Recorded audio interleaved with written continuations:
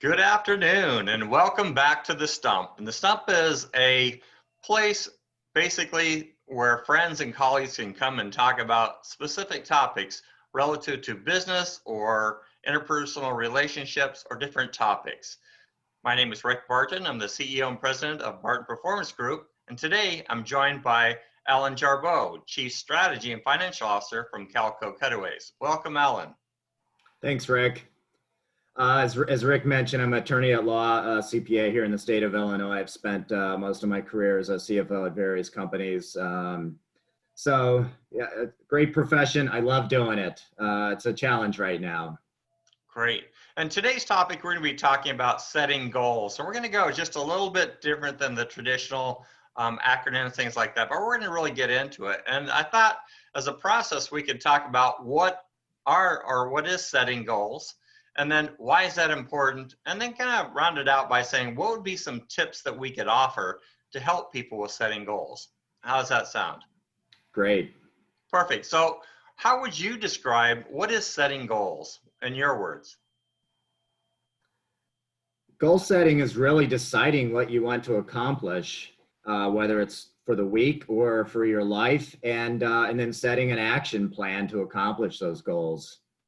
Absolutely. I almost kind of, if we had to have a definition we could operate off of, I kind of like something that's measurable, quantifiable, and an objective of some type that could be set within a time frame. Something that either you can self-impose or it's imposed upon you is really about setting that goal, about how do you choose to use your energy, your work, and your efforts to achieve something specifically.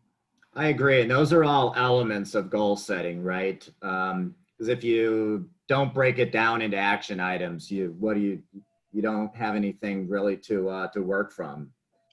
So I like to think of, right, without goals in life, you just don't have any focus or direction. Absolutely. And I think those are two key elements is what direction and what focus do we have? And what's interesting is academically, we all know that goal setting is really important. We study it. We get to learn how to write in formats like SMART goals, things like that. So if we know it's important and we know that if we're going to make progress, then why aren't we so good at it? Or why aren't many people really good at setting goals? I think part of what happens nowadays is there's so much coming at us from all directions, right? Social media, on-demand news. We've got apps and games and platforms and things to do.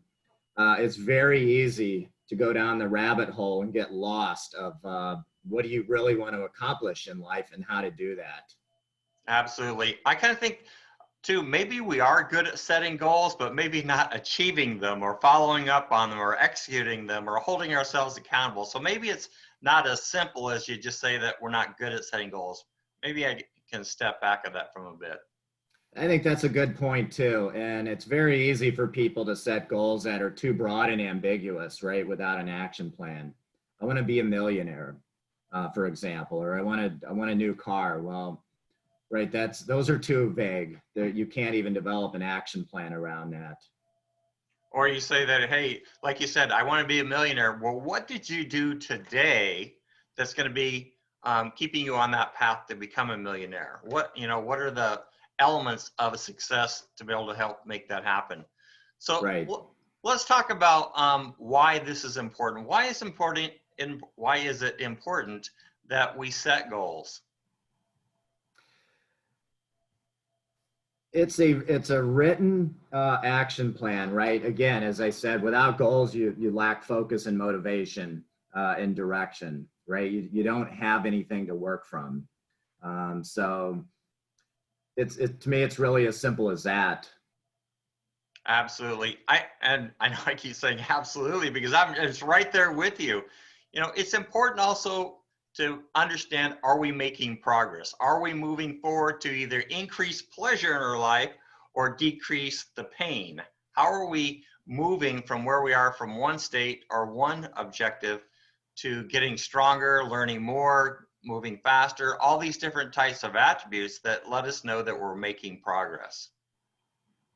Yeah, absolutely. And that kind of leads into a whole different area of change, right? And humans inherently don't like change, and it's very easy to become stagnant, and you continue the same routines day after day, right? Go to work, watch TV, go to soccer games on the weekends, and you repeat that week after week, year after year. So goals, I think, are designed to, what do you really want to accomplish? What direction do you want to go in life? And all of that over time leads to change and more change. So that might have something to do with why a lot of people, again, don't set goals, or they set them too ambiguous, and the action plan just becomes overbearing, and they're not able to accomplish it.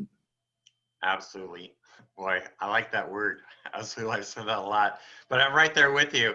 And then to be able to achieve goals, you've got to be able to quantify and say, well, what area am I looking at? Is this like mind, body, spirit?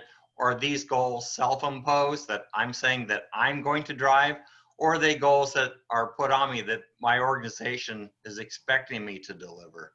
So having that clear understanding of when goals are being set, what's my role in them? And then what are the consequences for doing them or not doing them?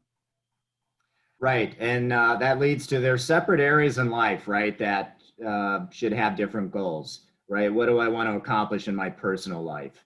What do I want to accomplish in my career? What do I want to accomplish in another area of life, right? So I think they need to be categorized, in some ways, compartmentalized and separated. Otherwise, right? I mean, our life does cross over between life and career, but you want to break down the goal and action items separately so you can continue to work down multiple tracks all at once in multiple facets of life.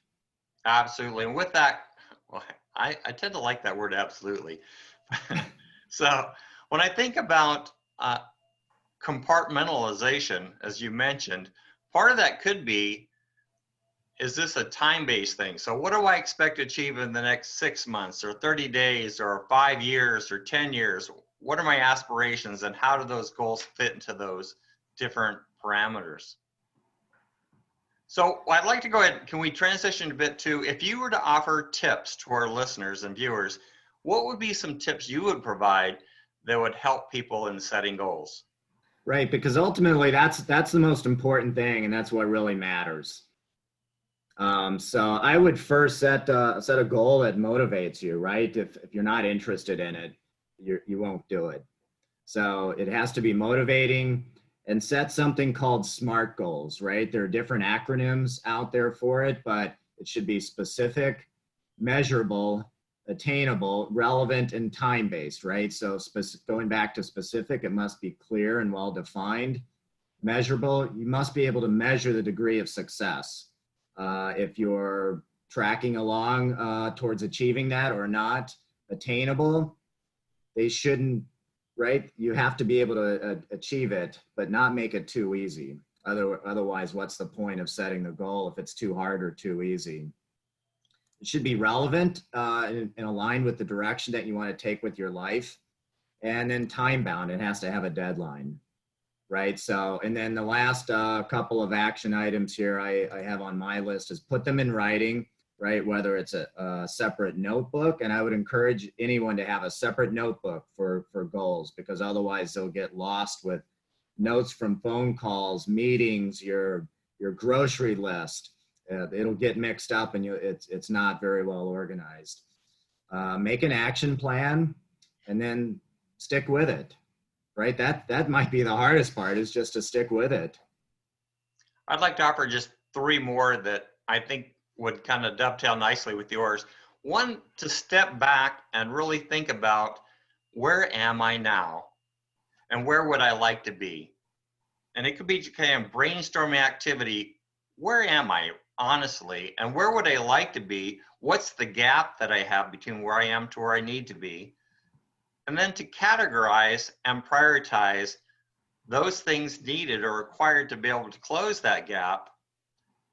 Next thing is to create quick wins, because if you wait too long to be able to create a win, you may end up abandoning the goal, or it falls prey to another goal that has more immediate actions required.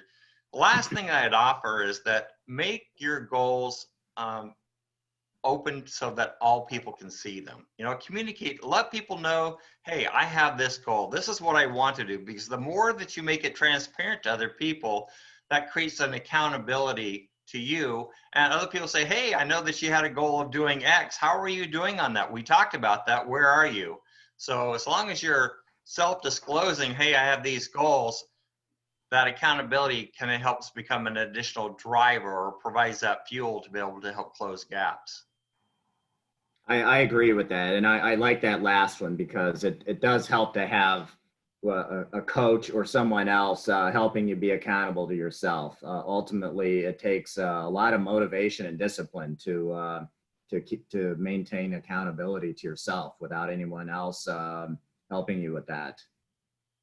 Well, we covered a lot in a short amount of time here. Setting goals is not easy. It's something that's part of our everyday life. And to be good at it, it takes practice. It's almost like you're creating a muscle inside you or exercising that muscle of how to be successful under what you've designed or you've interpreted as success. How do you keep it visible to other people? How do you engage other people to help keep you honest and accountable? It's not an easy path at all.